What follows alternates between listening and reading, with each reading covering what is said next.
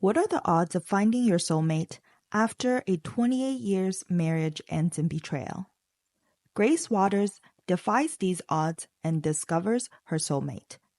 Shortly after, she finds herself held in custody, awaiting trial for the murder of her newly wedded husband, Shannon. Jasmine is a public defender.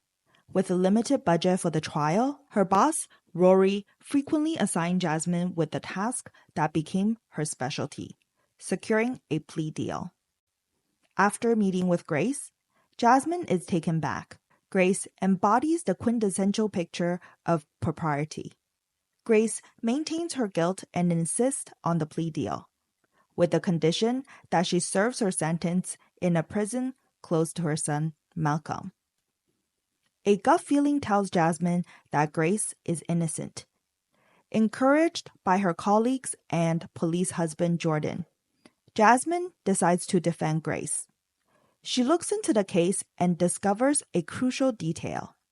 The husband's body was missing from the crime scene. Jasmine located Grace's best friend Sarah. She notices Sarah living with an elderly woman, Alice. Sarah tells Jasmine she went to visit Grace's house that day, and no one was home. Jasmine revisits Grace, pressing her to share her story. Despite Grace's initial reluctance, witnessing Jasmine's determination to defend her prompts Grace to share her story. Grace, shattered and questioning her worth after her husband's infidelity and subsequent marriage to a younger woman. She attends an art gallery exhibition encouraged by her best friend Sarah. It's there that she meets Shannon. He wears a one-of-a-kind pendant from East Africa. Shannon is a charming and thoughtful photographer who captivates her. Initially, Grace is guarded and skeptical of Shannon's interest in her, especially considering their age difference. Shannon's persistent pursuit gradually breaks down her walls. As a middle-aged woman after divorce, Grace didn't think she would feel butterflies and experience feelings of care and love. She finds herself falling in love with Shannon, convinced he is her soulmate. Just 3 months later, Shannon proposed to her, and they got married. Rediscovering happiness, Grace finds herself in a similar situation as her niece, Risa Tisa. Late at night, Grace catches Shannon speaking to someone on the phone. She notices a change in Shannon's behavior, observing him becoming increasingly cruel and secretive. At the bank where Grace works, she was called into the conference room. $400K was missing from her client's accounts. She needs to pay the money back or get sent to jail. She was terminated immediately. Grace confides in Sarah, unable to explain any of this. Shannon arrives home, explaining he was secretly helping a nurse with cancer, doing a photo shoot. Shannon was concerned with Grace's situation. They try to figure out who stole her identity. Grace called the police, but they weren't much help. At the bank, she discovers a mortgage taken out a month ago, leaving her behind on her current payments. Grace notes down the address on the documents.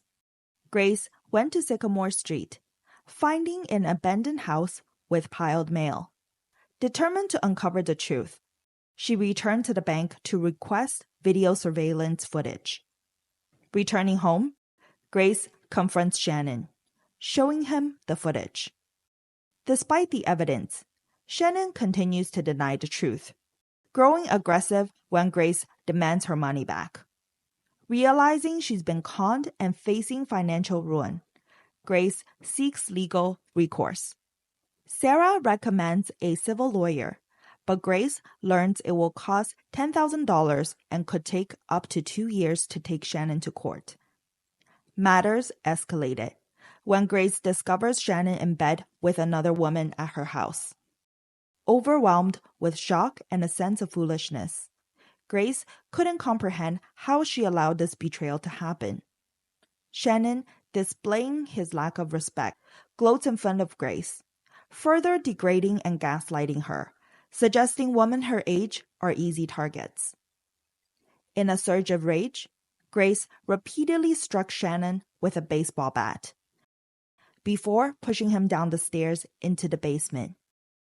In a state of distress, Grace fled the scene, eventually contacting her best friend Sarah from a remote location to confess to the killing. Upon Sarah's arrival at the house, Grace was informed there was no body. Later, Jasmine speaks with Sarah again and learns that she saw Grace's son, Malcolm, leaving the scene. This revelation explains Grace's determination to plead guilty to protect her son. Rory pressures Jasmine to persuade Grace to accept a plea deal. Despite her boss's insistence, Jasmine decides to defy him. Encouraged by Jasmine, Grace chooses to take her case to trial. During the trial, Sarah is called as a witness, and phone call records between her and Grace on the night of the murder are presented as evidence. Sarah eventually admits on the stand that Grace confessed to killing Shannon to her. The jury finds Grace guilty, and Rory terminates Jasmine's employment. As Grace is escorted away, she notices Sarah is wearing a pendant identical to one that Shannon owned. Reflecting on her relationship with Shannon and Sarah, Grace realizes there may be more to the situation than meets the eye. She insists on contacting her lawyer.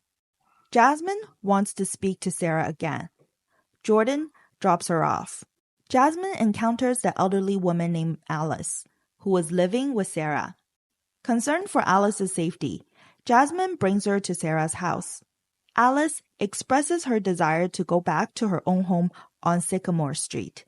Fearing for her life and not wanting to meet the same fate as others who have died in Sarah's residence. Shocked by the revelation, Jasmine discovers numerous elderly women locked up in the basement before she is abducted herself. Meanwhile, Jordan uncovers Sarah's criminal past and begins searching for his missing wife. Jordan rushes to Sarah's house. When he questions Sarah about Jasmine's whereabouts, she denies any knowledge. Jordan calls his wife. He hears Jasmine's phone ringing inside the house, prompting him to break in. A struggle ensues. He quickly handcuffs Sarah. Jordan heads down to the basement to look for Jasmine. Sarah took the chance to flee. He soon finds Jasmine tied up to a chair, and Shannon appears in the dark. Jordan and Shannon engage in an altercation. Jasmine frees herself. In the chaos, Jordan drops his gun. Jasmine picks it up and shoots Shannon. The elderly women were rescued by the police. A shocking revelation unfolds. Sarah and Shannon are actually mother and son criminals, Betty and Morris Miles. For over 25 years in several states, they've been orchestrating a scheme, kidnapping elderly women for their social security information and swindling middle-aged women. At the final hearing, Jasmine's presentation of new evidence successfully defends Grace, revealing her as a victim rather than a perpetrator. With her innocence proven, Grace is granted her freedom. Rory reinstated Jasmine's job. Meanwhile, Betty remains at large, fleeing from the authorities. She assumes a new identity. She is on to her next prey at the nursing home. We are human. Trusting others and being vulnerable is not foolish. Trust is foundational to our relationships and interactions. For those who have endured such trauma, take the time to heal.